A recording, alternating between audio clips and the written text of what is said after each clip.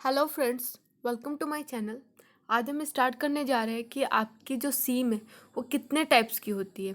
इससे पहले लेक्चर में हमने पढ़ा था कि आपकी जो स्टिच है, स्टिच क्लासिफिकेशन, कि आपके स्टिच को कितने पार्ट्स में क्लासिफाई किया गया है। और आज हम जो पढ़ेंगे वो है हमारा सीम के टाइप्स, कि आपकी जो सीम है वो कितने टाइप्स में है। आइए स्टार्ट करते हैं। सबसे पहले है हमारा what is seam in apparel, कि आपकी जो अपैरल, जो आपका जो परिधान होता है, जो आपके कपड़े होते हैं, उसमें सीम का क्या काम होता है। ठीक है। A seam is the combination of the stitch which make a line to join two ply of fabric. इसमें क्या चीज़ बोली गई है कि जो आपकी सीम है, ठीक है, आपकी सीम क्या है, ये एक कॉम्बिनेशन है स्टिच की। यह आपकी सिलाई का एक कॉम्बिनेशन है जो कपड़े के दो पट्टियों की, कपड़े की जो दो लेयर होती है उनको जोड़ने का काम करती है। ठीक है, उनको जोड़ने के लिए क्या बनाती है, एक रेखा ये बनाती है, जिस रेखा को हम क्या बोलते हैं, उसको हम सीम बोलते हैं। तो इसमें यही चीज़ बोली गई है कि जो आपकी सीम है, आपकी सीम कॉम्बिनेशन है, आपकी जो स्टिच होती है, आपकी सीम सिलाई का एक कॉम्बिनेशन है जो दो प्लाई को, जो कपड़े की दो प्लाई को जोड़ने का काम करती है। जिसके लिए वो क्या बनाती है, वो एक रेखा बनाती है, एक लाइन ड्रॉ करती है, और जिस लाइन को हम सीम बोलते हैं। The seam is use not only for function purpose but also for decorative purpose. इसमें क्या चीज़ बोली गई है कि जो आपकी सीम है, सीम का यूज़ केवल आपके फंक्शनल पर्पस के लिए ही नहीं किया जाता, इसका इस्तेमाल जो है ये आपका डेकोरेटिव पर्पस के लिए भी किया जाता है। ठीक है, जो सीम लगाते हैं, हम जो सिलाई जो करते हैं, ठीक है, इसका यूज़ हम खाली फंक्शनल पर्पस के लिए नहीं, खाली आपके कपड़ों को जोड़ने के लिए ही नहीं करते आप लोग, बल्कि इसका इस्तेमाल आप डेकोरेशन के वगैरह, डेकोरेशन के लिए, आप कोई भी डेकोरेटिव डिज़ाइन क्रिएट करने के लिए भी इसका इस्तेमाल करते हो। Type of seam is usually depend on buyer requirement. तो इसमें क्या चीज़ बोली गई है कि जो आपकी सीम के जो प्रकार है, ये पूरी तरीके से जो खरीदार है उसकी आवश्यकता के ऊपर निर्भर करते हैं कि बायर को क्या चीज़ चाहिए। ठीक है, उसके ऊपर आपका जो सीम है, उसके टाइप्स जो है वो डिपेंड करते हैं, निर्भर करते हैं। तो यही था कि आपकी जो सीम है वो क्या है, आपकी सीम एक सिलाई का कॉम्बिनेशन होता है, आपकी स्टिच का कॉम्बिनेशन होती है जो फैब्रिक की दो प्लाई को जोड़ने का काम करती है, जिसमें वो एक रेखा को वो ड्रॉ करती है, जिस रेखा को हम क्या बोलते हैं, हम सीम बोलते हैं। जब आप दो कपड़ों को एक साथ रख के उनको जोड़ते हो और जो आपको एक लाइन नज़र आती है, उस लाइन को हम सीम बोलते हैं। सीम आपकी दो तरीके से काम करती है, ये आपका फंक्शनल पर्पस के लिए भी इसका यूज़ किया जाता है, दूसरा इसका डेकोरेटिव पर्पस के लिए भी इसका यूज़ किया जाता है। और आपके जो सीम के जो टाइप्स होते हैं वो टोटल डिपेंड किस पे रहते हैं, वे आपके बायर के रिक्वायरमेंट पे, कि आपका जो बायर है, जो आपका जो खरीदार है, उसकी आवश्यकता क्या है, इस चीज़ के ऊपर वो निर्भर करती है आपकी जो सीम होती है। आइए स्टार्ट करते हैं कि अब आपकी कितने टाइप्स की सीम होती है। ये तो था कि आपकी सीम क्या है। अब हम बात करते हैं कि आपके कितने टाइप्स की सीम होती है। Type of seam use in apparel manufacturing, कि आपकी जो टाइप ऑफ सीम है वो कितने प्रकार की अपैरल मैन्युफैक्चरिंग में इसका इस्तेमाल किया जाता है। There are 8 type of seam use in apparel manufacturing. Apparel manufacturing में आपकी 8 प्रकार की सीम जो है उनका इस्तेमाल किया जाता है। Those are mention in the following, जो यहाँ पे अब जो मेंशन करी हुई है। सबसे पहले है आपकी क्लास 1 सुपर इम्पोज्ड सीम। क्लास 1 में आती है आपकी सुपर इम्पोज्ड सीम। क्लास 2 है आपकी लैप्ड सीम। क्लास 3 है आपकी बाउंड सीम। क्लास 4 में आती है आपकी फ्लैट सीम। क्लास 5 में आती है आपकी ऑर्नामेंटल सीम। क्लास 6 में आती है आपकी एजिस निटिंग सीम। क्लास 7 में आती है आपकी अप्लाइड सीम। और क्लास 8 में आती है आपकी अदर सीम। तो ये जितनी भी आपकी सीम दी गई है, अब हम इनके बारे में डिटेलिंग में पढ़ेंगे कि आपकी सुपर इम्पोज सीम क्या होती है, लैप्ड सीम क्या होती है, बाउंड सीम क्या होती है, फ्लैट सीम क्या होती है, ऑर्नामेंटल सीम क्या होती है, एज निटिंग सीम क्या होती है, आपकी अप्लाइड सीम क्या होती है, और आपकी अदर सीम क्या होती है। तो आइए स्टार्ट करते हैं। Class 1 superimpose seam. The superimposed seam is the most common method of seaming in garment manufacturing। इसमें क्या चीज़ बोली गई है कि आपके कपड़ों के निर्माण के लिए, आपके गारमेंट के में सुपर इम्पोज सीम जो है वो सिलाई का सबसे आम तरीका है। आपका ये सबसे कॉमन मेथड है जो आपका सिलाई मैन्युफैक्चरिंग में किया जाता है। आपकी सुपर इम्पोज सीम जो है ये सिलाई मैन्युफैक्चरिंग मतलब आपके गारमेंट को बनाने के लिए सबसे ज़्यादा इस्तेमाल किए जाने वाला मेथड है। This seam is formed by superimposing the edges of one piece of material on another. इसमें क्या चीज़ बोली गई है कि इसमें क्या किया जाता है, इसमें आपकी जो सीम की जो सामग्री है इसमें आपके एक टुकड़े को, आपके एक फैब्रिक के टुकड़े को आपके दूसरे फैब्रिक के टुकड़े के ऊपर रखा जाता है और उसकी एजिस पर आप क्या करते हो, उसके एजिस पे आप सिलाई लगाना स्टार्ट कर देते हो। तो इसमें यही चीज़ बोली गई है कि यह सीम सामग्री के एक टुकड़े के किनारे को दूसरे पर सुपर इम्पोज करके बनाया जाता है। मतलब आप अपना एक फैब्रिक लेते हो, उसके ऊपर आप दूसरा फैब्रिक रखते हो और फैब्रिक के जो एजिस होते हैं, जो किनारे होते हैं, वहाँ से आप सिलाई करना स्टार्ट कर देते हो। Superimpose seam has various type which are plain seam, French seam and double machine seam. इसमें ये चीज़ बोली गई है कि जो हमारी सुपर इम्पोज सीम जो होती है इसके अलग अलग आपको टाइप देखने के लिए मिलते हैं। इसमें आप जो सिलाई लगाते हो कपड़े को, एक फैब्रिक रख के उसके ऊपर दूसरा फैब्रिक रख के जो आप सिलाई लगाते हो, इसके आपके बहुत सारे अलग अलग तरीके हैं करने के। जो आपकी सुपर इम्पोज सीम है इसको आप अलग अलग तरीक़ों से कर सकते हो। सबसे पहला आपका मेथड है प्लेन सीम से आप इसको करके दिखा सकते हो। दूसरा आप फ्रेंच सीम से आप इसको करके दिखा सकते हो। थर्ड है आपका आप डबल मशीन सीम से इसको करके दिखा सकते हो। तो जो आपकी सुपर इम्पोज सीम है इसको आप 3 मेथड से करके दिखा सकते हो, प्लेन सीम, फ्रेंच सीम और आपकी डबल मशीन सीम। ठीक है, इसके बाद बोला गया है the superimpose seam is placed on the top side of the garment. इसमें क्या चीज़ बोली गई है कि जो आपकी सुपर इम्पोज सीम है इसको कपड़े के ऊपर की तरफ रखा जाता है। जो आपका कपड़ा होता है इसको कहाँ पे रखा जाता है, इसको कपड़े के सबसे ऊपर की तरफ इसको किया जाता है। This type of seam is used in collar, cuff sewing, cuff top stitching, collar band attach, swing and top stitching, seam side and sleeve attach with safety sticker। इसमें क्या चीज़ बताई गई है कि आपकी ये जो सुपर इम्पोज जो सीम है इसका उपयोग किन किन जगहों पर किया हुआ है, कहाँ कहाँ पर आप इसका यूज़ कर सकते हो। आप इसका यूज़ कॉलर में कर सकते हो, कफ की सिलाई के लिए कर सकते हो, कफ पर जो टॉप स्टिचिंग होती है उसके लिए आप करते हो, कॉलर बैंड अटैच के लिए करते हो, जो जब आप कॉलर को अटैच करते हो वहाँ पे इसका इस्तेमाल किया जाता है। आपके टॉप पे स्टिचिंग के लिए किया जाता है, आपकी साइड सीम के लिए किया जाता है, आपकी स्लीव की अटैचमेंट के लिए इसका यूज़ किया जाता है। आप अगर कोई भी स्टिकर वगैरह लगा रहे हो तो वहाँ पे आप इसका इस्तेमाल करते हो। तो इन सारी जगहों पर आपकी जो सुपर इम्पोज सीम जो है आप इस सिलाई का इस्तेमाल करते हो। ठीक है, अब इसमें दिखाया गया, अब आप नीचे देखिए ये जो आपका डायग्राम दिखाया गया है इसमें अगर मैं बात करूं, अब जैसे कि आप देख रहे हो ये आपकी सुपर इम्पोज सीम है। ठीक है, इसमें ये जो आपको यहाँ पे ये जो दिखाए गए है ऐसे फोल्ड करके, ये आपका फैब्रिक है। आप अपने फैब्रिक को इस तरीके से इसको फोल्ड करके रखते हो। ठीक है, और ऊपर से ये जो आपकी इस तरीके से जो ये करी गई है ये आपकी स्टिच है। ठीक है, आप अपने फैब्रिक को कैसे करते हो, आप अपने फैब्रिक को फोल्ड करते हो, उसके बाद ये इस पे स्टिच आप इस तरीके से लगाते हो। तो ये आपका मेथड है आपका सुपर इम्पोज सीम, कि आप अपने क्या करते हो, आप अपने फैब्रिक के जो एजेस है, ठीक है, उनको फोल्ड करते हो और उसके बाद आपका जो दूसरा फैब्रिक है उसको इस तरीके से फोल्ड करके रखते हो एक दूसरे के सामने, और उसके बाद में आप क्या करते हो, आप इन दोनों को मिला के एक क्या करते हो, इसके ऊपर आप स्टिच लगाने स्टार्ट कर देते हो। तो ये आपका मेथड है किसका, आपका सुपर इम्पोज्ड सीम का।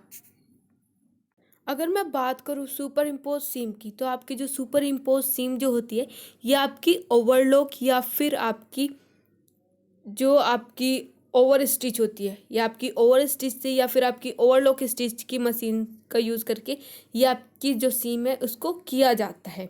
और आपकी जो सीम है ये ज़्यादातर आपके अपैरल्स में, आपके स्पोर्ट्स वियर में, बाकी के जो आपके गारमेंट है इन सब में इसका यूज़ किया जाता है। इसके बाद हम बात करते हैं हमारी सेकंड क्लास की लैप्ड सीम की। आपकी जो लैप्ड सीम है ये होती क्या है। The lapped seam is formed by lapping 2 piece of fabric. जो आपकी लैप्ड सीम है ये कपड़े के 2 टुकड़ों को लैप करके ये बनाई जाती है। कैसे बनाई जाती है, ये क्या करते हो, आप अपने 2 टुकड़े लेते हो, 2 फैब्रिक लेते हो, उनको लैप करके ये बनाते हो।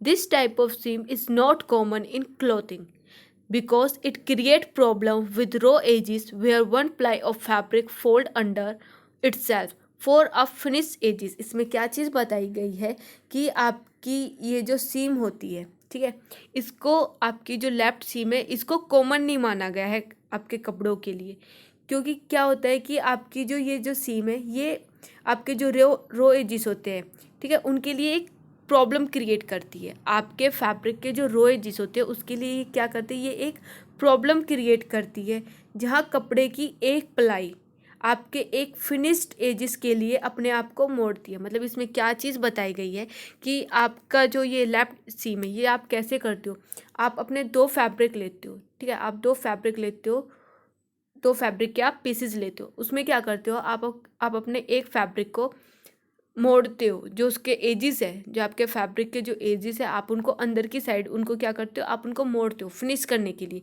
इसी तरीके से आप दूसरा फैब्रिक लेते हो, उसको अंदर की साइड से मोड़ते हो, ठीक है, और फिनिशिंग के लिए। अब आप क्या करते हो, उन दोनों फैब्रिक को एक साथ रखते हो और उनके ऊपर स्टिच लगा देते हो, ठीक है, उनको क्या करते हो, आप उनके ऊपर स्टिच लगा देते हो, लेफ्ट सीम जिसको बोलते हैं। अब इसमें बोला गया है the left seam is used in the main seam main seaming of denim jacket, side seam, and in seam of jeans, side seam of shirt, joining lace fabric to another fabric, attaching patch pocket, and in various decorating finishing. तो इसमें क्या चीज़ बताई गई है कि जो आपकी lap सीम होती है इसका उपयोग कहाँ पे किया जाता है, इसका उपयोग आपकी डेनिम जैकेट के लिए, साइड सीम के लिए, जीन्स की इन सीम जो होती है वहाँ पे, जीन्स की जो अंदर की सिलाई होती है वहाँ के लिए, शर्ट की जो साइड सीम होती है उनके लिए, लेसिस के लिए, फैब्रिक को दूसरे फैब्रिक से जोड़ने के लिए, पैच पॉकेट लगाने के लिए, और बहुत सारी अलग अलग जो आपकी डेकोरेटिव फिनिशिंग के लिए इसका यूज़ किया जाता है। तो इसमें यही चीज़ बताई गई है कि जो आपकी लेफ्ट सीम होती है, ठीक है, इसको करने के लिए हम क्या करते हैं, इसको करने के लिए हमें दो निडल चैन स्टिच मशीन की हमें ज़रूरत पड़ती है। आपकी कैसे करी जाती है, इसके लिए आपको two needle chain stitch machine की आपको इसमें ज़रूरत पड़ती है। जो दो निडल होती है उसके अंदर होनी चाहिए, क्योंकि जो आपकी मशीन है उसके अंदर दो निडल होनी चाहिए ताकि दो निडल की सहायता से एक साथ आप सीम प्रोड्यूस कर सको। और इसका जो मेनली जो यूज़ किया जाता है वो डेनिम जीन्स के लिए किया जाता है, आपकी डेनिम शर्ट वगैरह के लिए किया जाता है, आपकी डेनिम जैकेट के लिए किया जाता है, ठीक है। और इसी के लिए जो इसकी जो स्ट्रेंथ है वो बहुत ज़्यादा अच्छी होती है, क्योंकि लोग इसमें फैब्रिक को फोल्ड करके तब इस पे सीम लगाते हैं। जब आप अपने फैब्रिक को फोल्ड करके तब जब आप इस पे सीम लगाओगे तो इससे क्या होगा, इससे इसकी जो स्ट्रेंथ होगी वो भी बढ़ जाती है, ठीक है। तो अब हम इसका जो आपका जो डायग्राम है मैं आपको इससे समझाने की कोशिश करती हूँ कि जो आपकी लेफ्ट सीम है आप इसको किस तरीके से करते हो। देखिए ये हमारी लेफ्ट सीम है, इसमें क्या चीज़ बताई गई है, देखिए ये इस तरीके से आपका ये फैब्रिक है, ठीक है, और इसी के अंदर से आपका फिर दूसरे फैब्रिक को इस तरीके से लेके जा रहे हैं। आपने क्या किया हुआ है, आपने, मैं आपको इसको यहाँ पे दिखा रही हूँ, आपका ये फैब्रिक है, ठीक है, आपने अपने फैब्रिक को क्या किया, आपने अपने फैब्रिक को ऐसे फोल्ड कर दिया अंदर की साइड, ठीक है। अब आपने यहाँ से दूसरा फैब्रिक लिया और इस फैब्रिक को आपने जो आपने पहले फैब्रिक लिया था उसके अंदर से आपने इसको फोल्ड किया। अब आप क्या करोगे, आप इन दोनों के ऊपर क्या लगा दोगे, इन दोनों के ऊपर सीम लगा दोगे, जिससे इस सीम के अंदर स्ट्रेंथ भी आती है, क्योंकि ये फैब्रिक फोल्ड होके तब इस पे सिलाई लगाई गई है। इस तरीके से आपकी जो लेफ्ट सीम है ये करी जाती है। ज़्यादातर आपको डेनिम जीन्स में या फिर आपकी डेनिम की जो जैकेट है उसमें ये आपको दिखाई देती है। इसके बाद आती है हमारी थर्ड सीम, आपकी बाउंड सीम, कि आपकी बाउंड सीम कैसी होती है। The bound seam is consist of edges of fabric that are bound by a strip of fabric. इसमें क्या चीज़ बताई गई है कि जो आपकी बाउंड सीम है, बाउंड सीम में कपड़े के किनारे होते हैं। इसमें क्या चीज़ आपको दिखाई देती है, इसमें आपको कपड़ों के किनारे जो कपड़ों के एजेस होते हैं वे आपको इसमें दिखाई देते हैं। जो आपके रो एजेस कपड़ों के जो किनारे में से आपका धागा जो निकला हुआ रहता है आपको इसमें वो दिखाई देते हैं। This type of seam is made to the finish and edges of the garment. इसमें क्या चीज़ बताई गई है कि आपके इस प्रकार की जो आपकी सीम होती है वो आपके गारमेंट के जो किनारे होते हैं, जो एजेस होते हैं, उनको फिनिश करने के लिए ये बनाई जाती है। ठीक है, और इसको बनाने के लिए क्या करते हैं, इसको बनाने के लिए आप एक कपड़े की पट्टी से इसको बांध देते हो, इसको कवर्ड कर देते हो।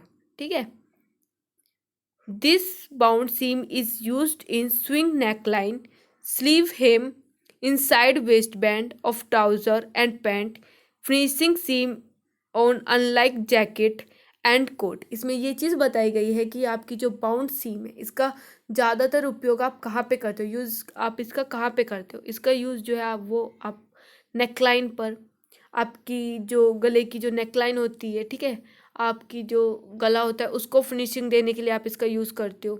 जो आपकी सीम होती है, ठीक है, आपकी स्लीव हेम जो होती है वहाँ पे आप इसका यूज़ करते हो।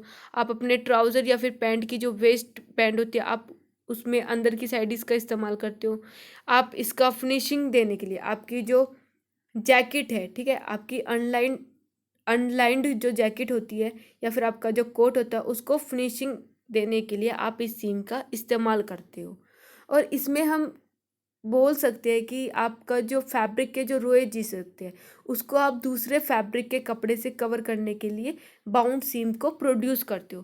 तो इसमें आप सिंपल ये चीज़ बोल सकते हो कि जो आपका एक फैब्रिक होता है, ठीक है, आप अपने एक फैब्रिक के जो रोए जिस होते हैं उसको फिनिश करने के लिए आप क्या करते हो, आप एक दूसरा कपड़ा इस्तेमाल करते हो, दूसरा फैब्रिक इस्तेमाल करते हो, उससे अपने जो आपका पहला फैब्रिक जो है उसके एजिस को आप कवर कर देते हो और उसके ऊपर से आप उसके ऊपर बाउंड सीम जो है वो लगा देते हो। और इसका मेनली जो यूज़ है वो आपकी टी शर्ट की नेक लाइन वगैरह पर, आपकी जो शर्ट के जो जो आपकी शर्ट होती है उसके पीछे जो योक वगैरह होती है उनकी फिनिशिंग के लिए इसका ज़्यादातर यूज़ किया जाता है। देखिए, अगर अब मैं अभी ये चीज़ आपको डायग्राम के उससे बताऊँ, ये आपका फैब्रिक है, ठीक है, ये यहाँ पे इसकी क्या है, ये साइड में इसकी एजिस है। आप इसको एजिस को फिनिश करने के लिए क्या करते हो, आप ऐसे दूसरा फैब्रिक इसके एजिस के इस तरीके से आप लेके जाते हो, फोल्ड करते हो दूसरा फैब्रिक इसके ऊपर और इसके ऊपर से इसके ऊपर इस तरीके से आप सीम लगा देते हो। ठीक है, ये आपका क्या है, ये आपका दूसरा फैब्रिक है। ठीक है, और ये आपका पहला फैब्रिक है। इस फैब्रिक के ये यहाँ पे जो एजिस है इनको फिनिश करने के लिए आप क्या करते हो, इसके ऊपर आप ये दूसरे फैब्रिक को लगा देते हो, उसको कवर कर देते हो। जो आपके पहले फैब्रिक के जो एजेस है उसको आप दूसरे फैब्रिक से कवर कर देते हो और उसके आप बाद क्या करते हो, उसके बाद आप यहाँ पे ये क्या करते हो, इसके बाद आप यहाँ पे इसको सीम लगा देते हो जिससे आपकी क्या निकल के आती है, आपकी एक बाउंड सीम जो है वो प्रोड्यूस होती है। तो ये थी आपकी बाउंड सीम, ठीक है, जिसका ज़्यादातर यूज़ जो है वो कहाँ पे किया जाता है, आपकी टी शर्ट वगैरह की जो लाइनिंग वो नेक लाइन जो होती है वहाँ पे करते हो आप इसका यूज़। आपका जो टी शर्ट वगैरह होती है, शर्ट वगैरह, उसके पीछे का जो योक होते हैं उसमें आप इसका यूज़ करते हो। इसके बाद आती है हमारी फ्लैट सीम, कि हमारी फ्लैट सीम जो है वो होती क्या है। Flat seam are referred to as flat seam because the fabric edges do not overlap.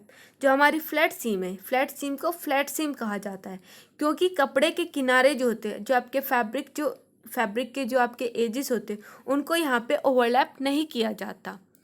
This type of seam is constructed by having two pieces of fabric made precisely at their edges. इस प्रकार की जो सीम है उनका निर्माण जो है वो कपड़े के दो टुकड़ों को, आपके फैब्रिक के जो दो टुकड़े जो होते हैं उसके किनारों पर उसको अच्छी तरीके से मिलाकर किया जाता है।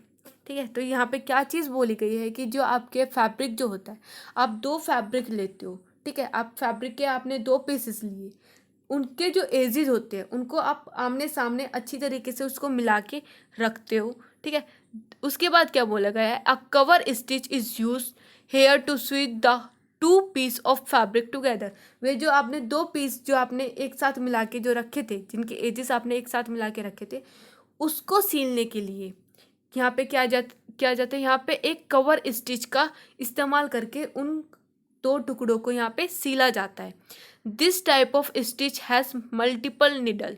इस तरह की जो सिलाई होती है उसके लिए आपको क्या चाहिए होती है, उसके लिए आपको बहुत सारी सुइयों की ज़रूरत पड़ती है। आपको ऐसी मशीन की ज़रूरत पड़ती है जिसमें आपकी बहुत सारी सुई एक साथ काम कर सके। And create a stitch perpendicular to the seam line, और जो आपकी सीम लाइन पर एक स्टिच परपेंडिकुलर को दिखा सके, क्रिएट कर सके। तो इसमें यही चीज़ बोली गई है कि ये क्या करती है, ये आपकी सीम लाइन के लिए एक स्टिच परपेंडिकुलर जो है वो बना देती है। विच क्रिएट अ फ्लैट सीम, जो कि आपकी एक फ्लैट सीम को क्रिएट करती है।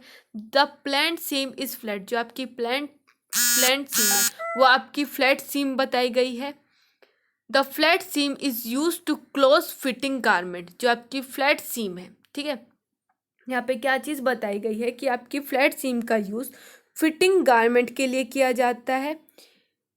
वेयर द सीम अलाउंस में put pressure on the body, यहाँ पे क्या चीज़ बताई गई है कि जहाँ पर आपके सीम अलाउंसेस आपके शरीर पर दबाव डाल सकते हैं।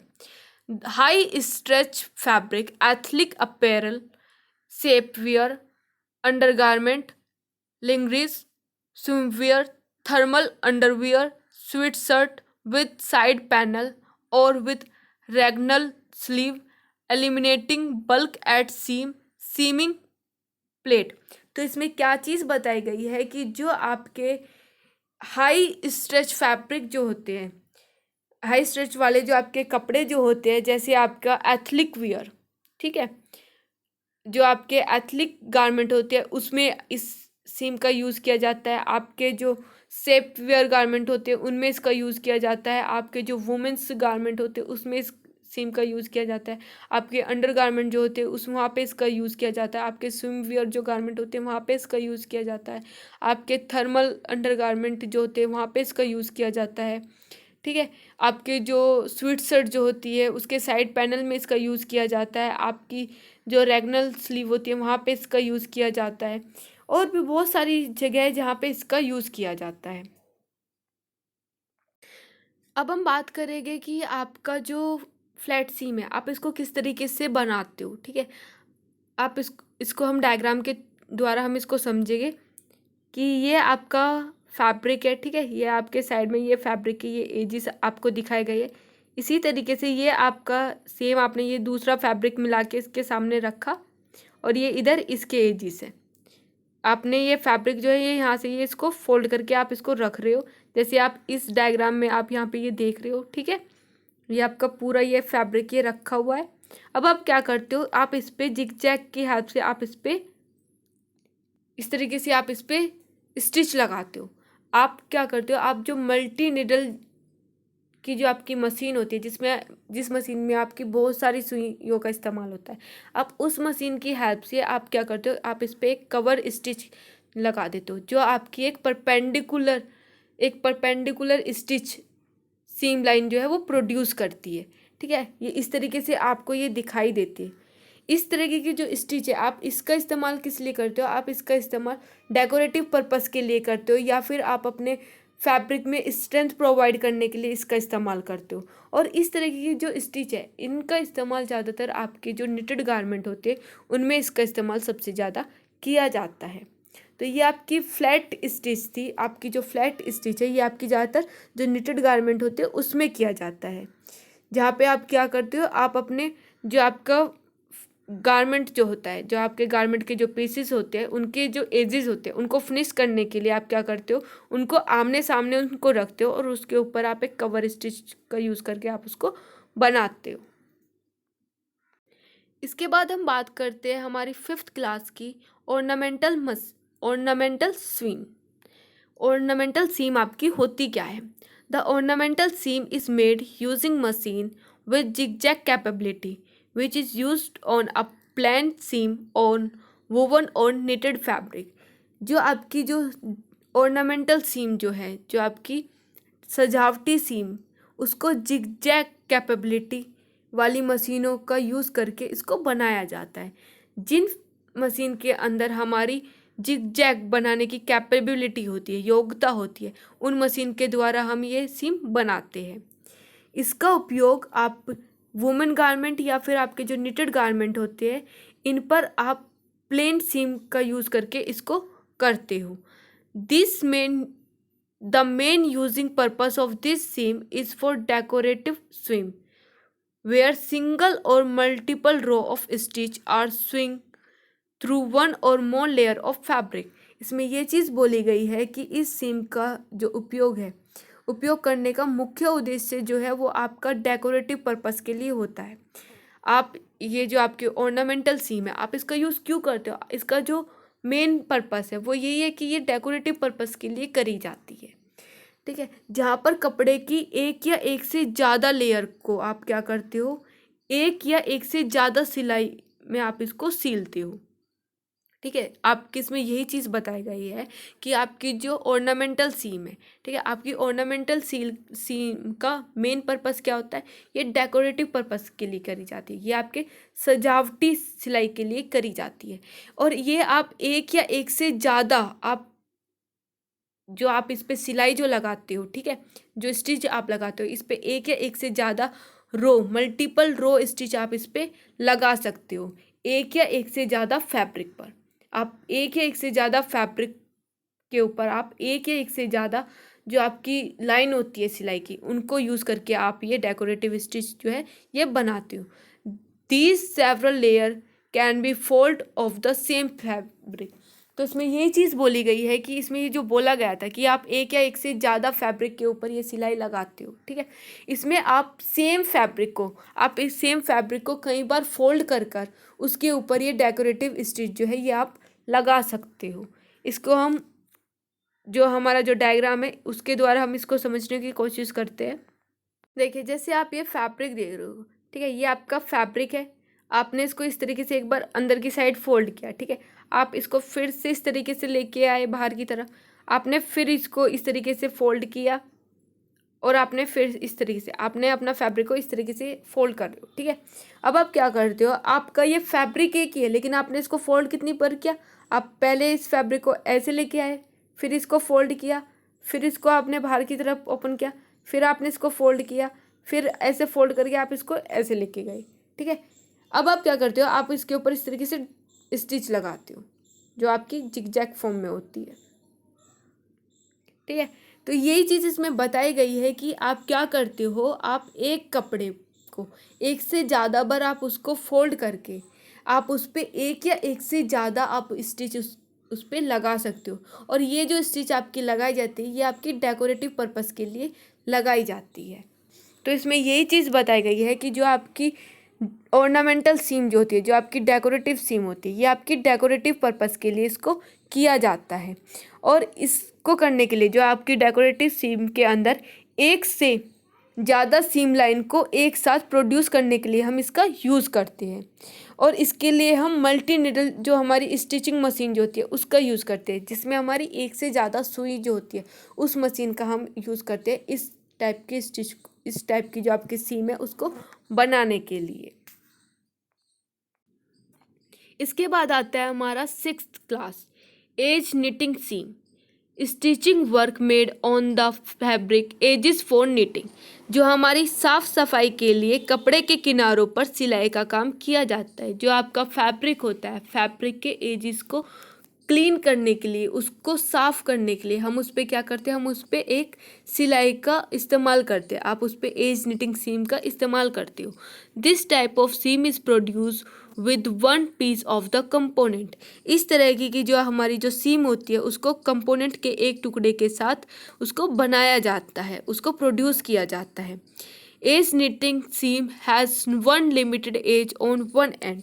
एज निटिंग सीम में एक एंड पर एक सीमित किनारा होता है। This type of seam is constructed with 1 or 2 ply of fabric used to finish the edges of the garment or item। इसमें क्या चीज़ बताई गई है कि इस प्रकार की सीम को प्रोड्यूस करने के लिए एक या एक से ज़्यादा प्लाई के कपड़ों में ये करी जाती है, जिसका उपयोग हम किसी भी आपके गारमेंट या फिर किसी भी आइटम के किनारों को ख़त्म करने के लिए हम इसका यूज़ करते हैं।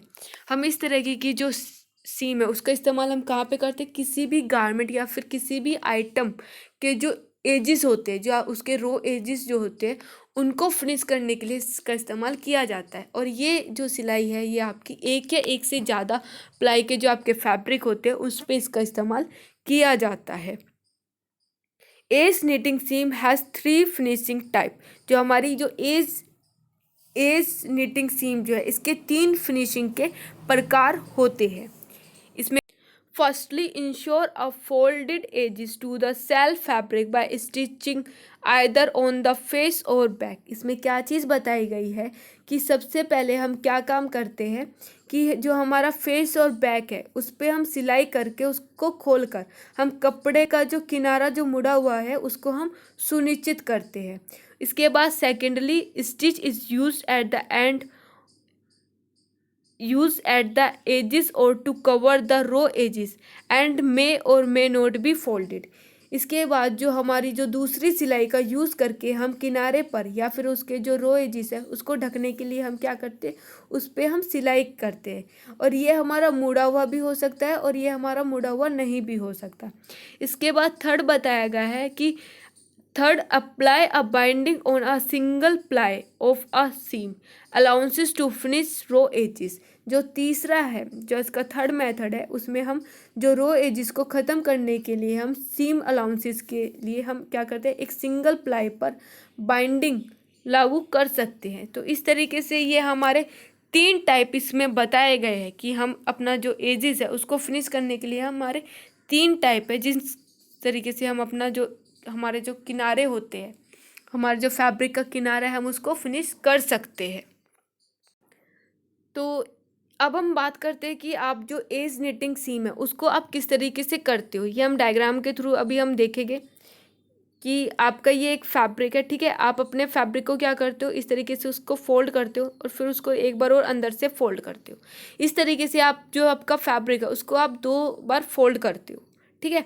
2 बार फोल्ड करने के बाद आप उसके क्या करते हो उसके एजिस पर इस तरीके से आप सीम लगा देते हो। तो इस तरीके से आपका जो एजिस निटिंग सीम है कि आपके किनारे को जो फिनिश करने की जो सिलाई है वो इस तरीके से करी जाती है कि आप अपना जो फैब्रिक का जो किनारा है उसको 2 बार फोल्ड करते हो अंदर की साइड और फिर आप क्या करते हो इस तरीके से आप उसके ऊपर ये सीम जो है वो लगा देते हो।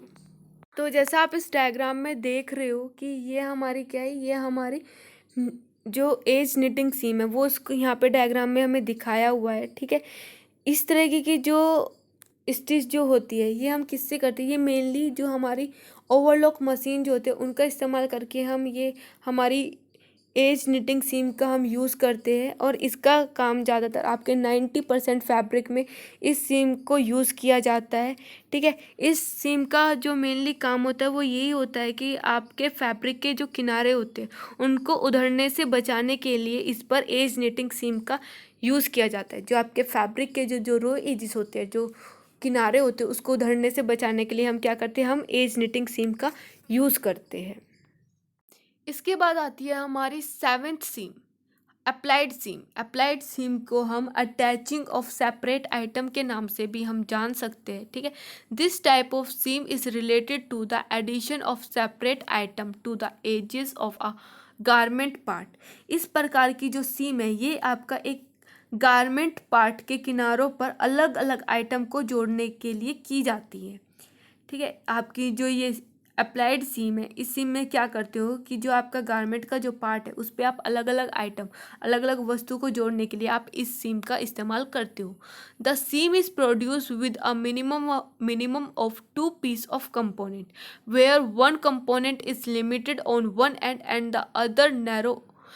The other narrow one is limited on both and.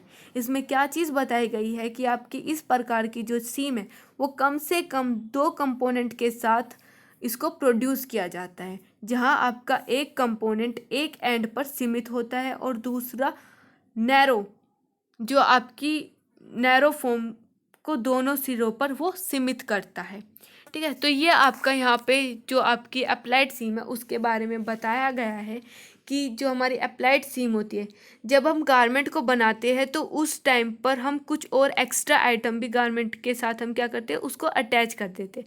जैसे आप लोगों की लेसिस वगैरह हो गई या फिर आप लोगों की इलास्टिक वगैरह हो गई, आप इन लोगों को भी क्या करते हो इनको भी इसमें लगाते हो। तो इनको लगाने के लिए जो इस सीम का आप यूज़ करते हो उसको अप्लाइड सीम के नाम से जाना जाता है, या फिर इसको आप अटैचिंग ऑफ सेपरेट आइटम के नाम से भी आप इसको बुला सकते हो। तो अब हम इस चीज़ को डायग्राम के थ्रू समझेंगे, ठीक है।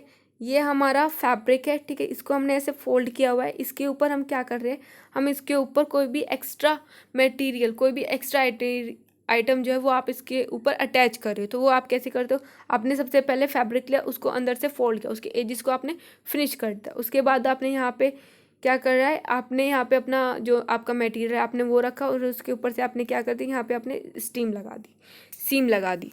तो इसमें ये चीज़ बोली गई है कि आपकी जो ये अप्लाइड सीम है, जिसको आप एक्स्ट्रा वो अटैचिंग ऑफ सेपरेट आइटम के नाम से भी जानते हो, इसमें हम क्या करते हैं कि हम इसमें कोई भी एक्स्ट्रा मटेरियल, जब हम अपना गारमेंट बनाते हैं तो उसमें बनाते समय अगर हम कोई भी एक्स्ट्रा मटेरियल हम यूज़ कर रहे हैं, जैसे हमारी लेस वगैरह हो गई, हमारी इलास्टिक वगैरह हो गई, इनको अटैच करने के लिए हम इस सिलाई का इस्तेमाल करते हैं।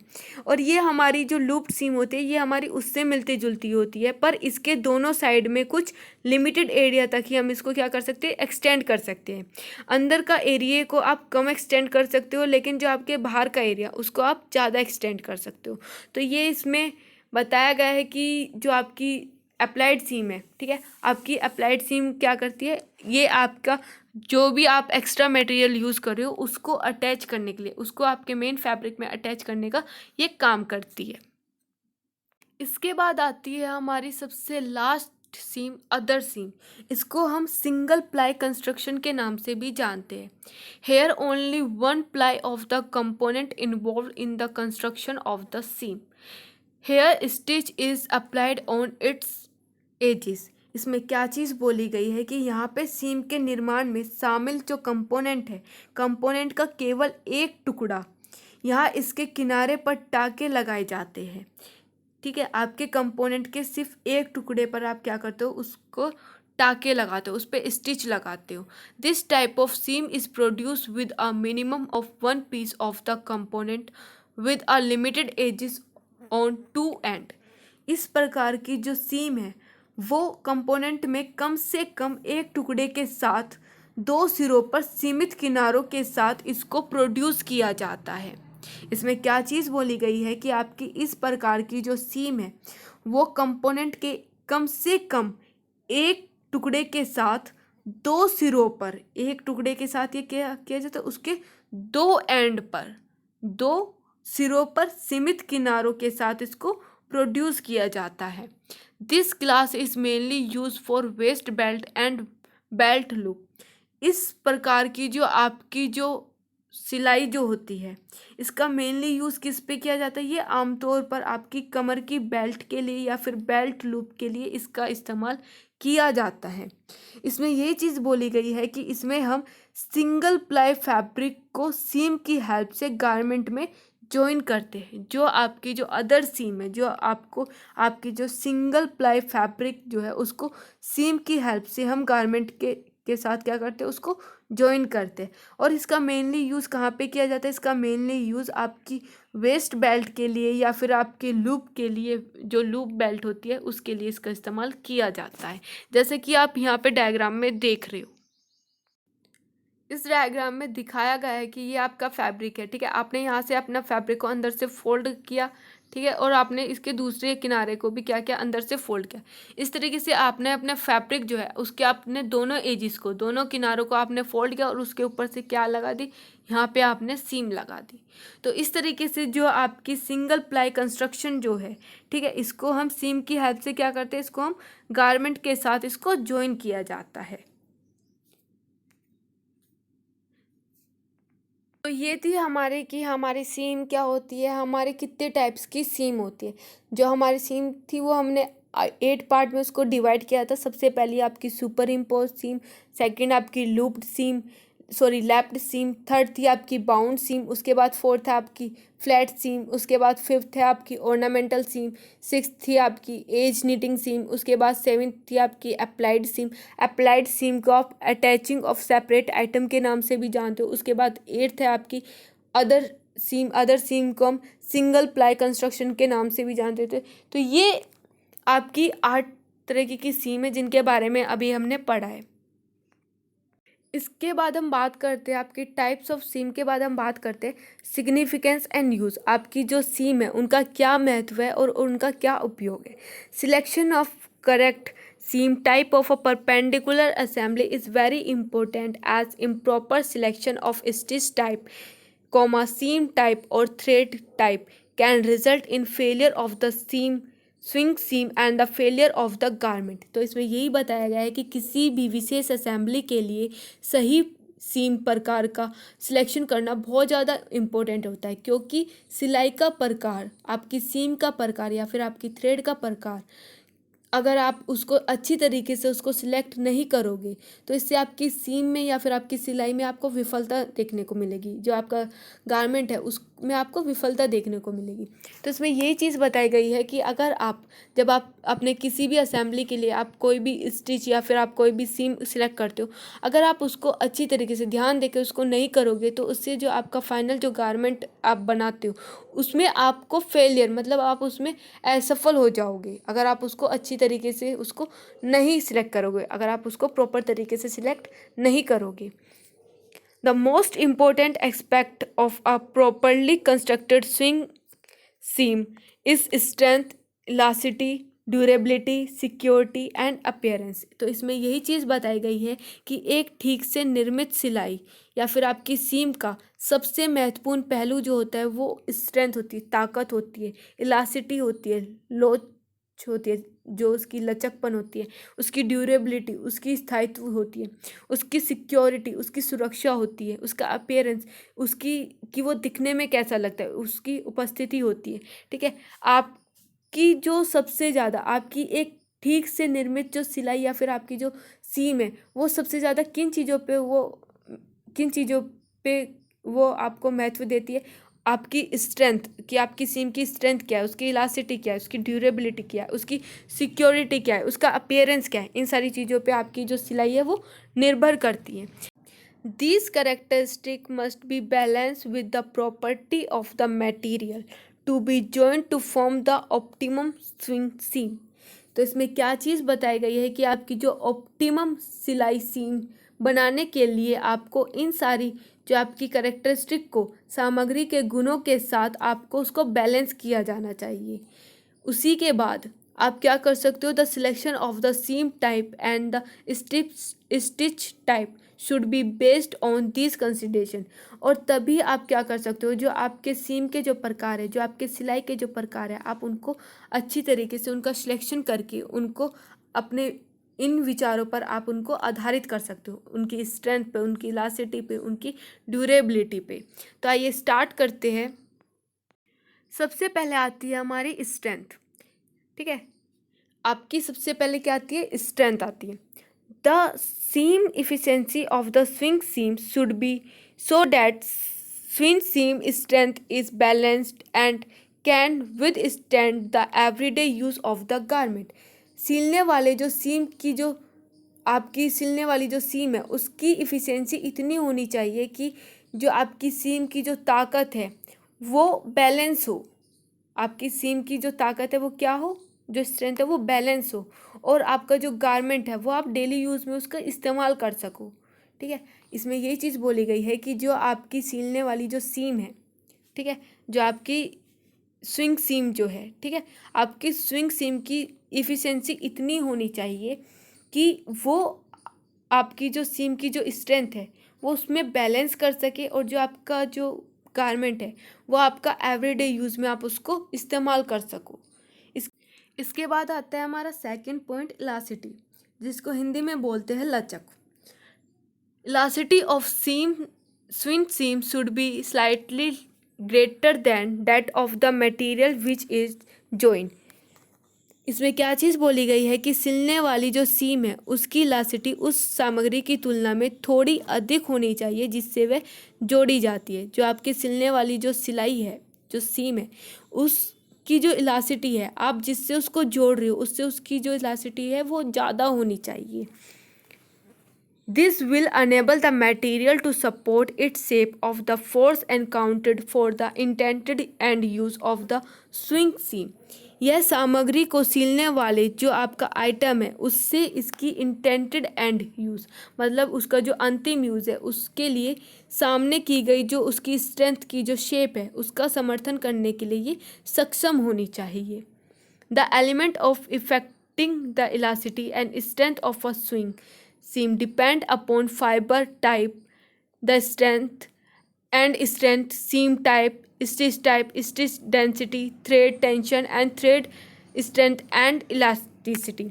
इसमें क्या चीज़ बोली गई है कि आपकी जो सिलाई सीम है, ठीक है, जो आपकी स्विंग सीम है, इसकी इलास्टिसिटी और इसकी स्ट्रेंथ को प्रभावित करने वाले आपके जो एलिमेंट है वो फैब्रिक के प्रकार और उसके स्ट्रेंथ, आपकी सीम के प्रकार, आपके सिलाई के प्रकार, आपके स्टिच की डेंसिटी, उसकी एसपीआई, आपकी थ्रेड, आपके धागे का तनाव पर, आपके धागे की ताकत पर, उसकी इलास्टिसिटी पर, इन सब पर ये निर्भर करता है. ठीक है, जो आपकी इलास्टिसिटी है वो किस किस चीज़ें पर निर्भर करती है कि आपके कपड़े का कौन सा प्रकार है, आपका सिलाई कौन सी है, आपकी स्टिच कौन सी है, आपकी स्टिच की डेंसिटी क्या है, आपकी थ्रेड का टेंशन क्या है, आपके थ्रेड का तनाव क्या है, थ्रेड की स्ट्रेंथ क्या है, उसकी इलास्टिसिटी क्या है.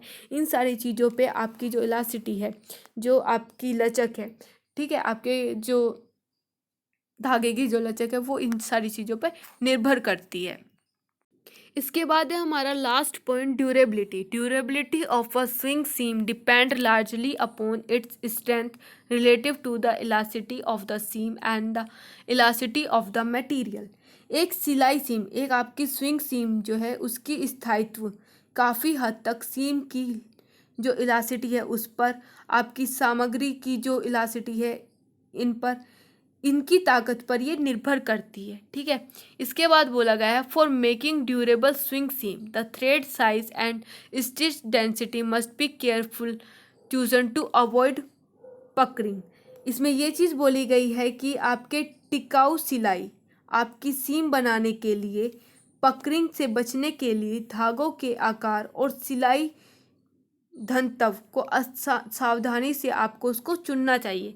आपकी अगर सिलाई में कोई भी गड़बड़ ना हो, ठीक है, इसमें यही चीज़ बोली गई है कि आपकी जो सिलाई आप जो करते हो अगर उसमें कोई भी गड़बड़ ना हो तो उसके लिए आपको क्या करना चाहिए, आपको अपनी जो सिलाई है उसको बड़ी ही सावधानी से, बड़ी ही केयरफुली आपको उसको चूज़ करना चाहिए पकरिंग को अवॉइड करने के लिए. ठीक है, तो इसमें यही चीज़ बताई गई है कि आप जब एक टिकाऊ सिलाई सीम बनाने के लिए आप या फिर आप पकरिंग से बचने के लिए आप धागों के आकार, जो आपका थ्रेड का जो साइज़ है, आपकी स्टिच की जो डेंसिटी है, आपको इनको बड़ी ही सावधानी से, बड़ी ही केयरफुली तरीके से आपको इनको क्या करना चाहिए, इनको चूज़ करना चाहिए. तो ये थे आपके कि आपका सिग्निफिकेंस एंड यूज़ आप किस तरीके से करते हो. इसमें आपने आपके फैब्रिक की मजबूती पे ये निर्भर करती है कि जो आपका जो धागा है, ठीक है, आपके धागे की मजबूती कैसी है, उसके अंदर इलास्टिसिटी कैसी है, उसके अंदर ड्यूरेबिलिटी कैसी है, इन सारी चीज़ों पे आपका जो धागा है वो डिपेंड करता है.